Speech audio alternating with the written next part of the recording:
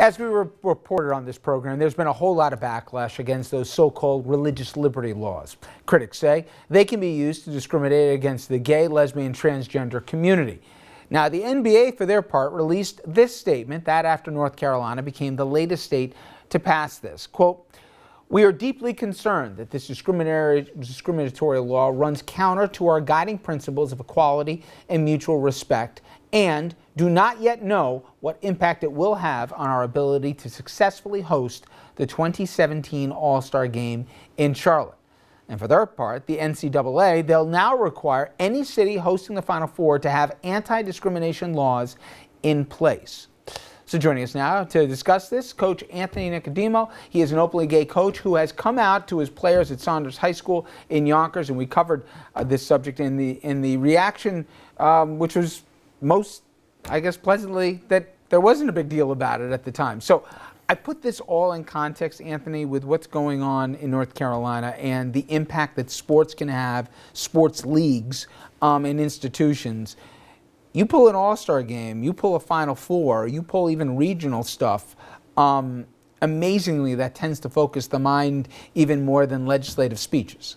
Especially in a state like North Carolina. In New York City, we got 12,000 things going on here at all times, but North Carolina is a basketball, more places. It's a basketball state. You got North Carolina, you got NC State, and you got Duke, all within 10 miles of each other. So in my mind, that's the way to change culture. And if you start pulling events like the NCAA tournament, which is there in 2017 and 2018, out of that state, you're going to see people react. And I think it started already a little bit. I think more needs to be done. I think the NCAA, unfortunately, does a lot of fluff and a lot of talk, but they don't like to act. And this is across the board, never mind discrimination issues.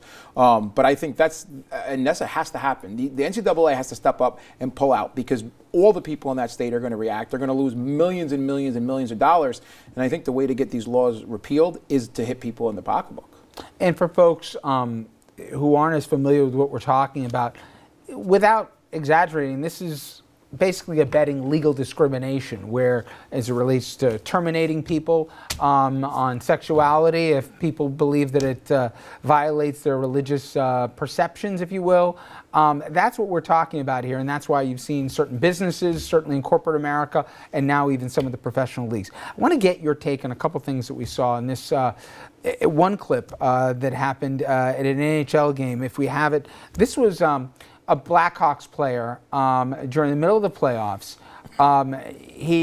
They blur him because what he was screaming was an anti-gay slur.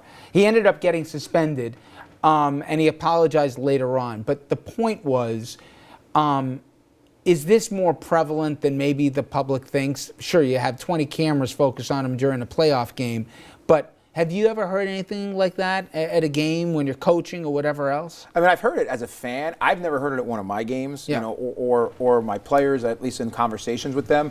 But I mean, obviously, as you can see there, it happens.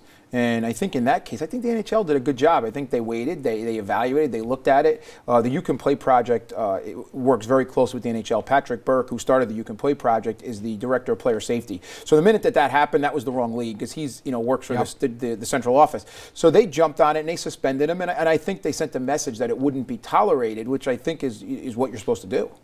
And you know what, just culturally, and you can speak to this better with all the kids that you have coming through your program, I was going back when 10-year-olds now, forgetting about even pro players, 10-year-olds used to use derogatory terms for gays like it was nothing. I remember when I was a kid, I'll be the first to admit it, we would say the word and it didn't even if you didn't even mean it in that way, it was acceptable.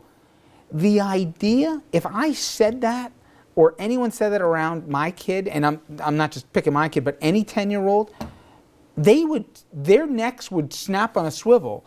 That, how dare you say something like that? It's totally unacceptable. Culturally, forget about what they do in North Carolina or somewhere else.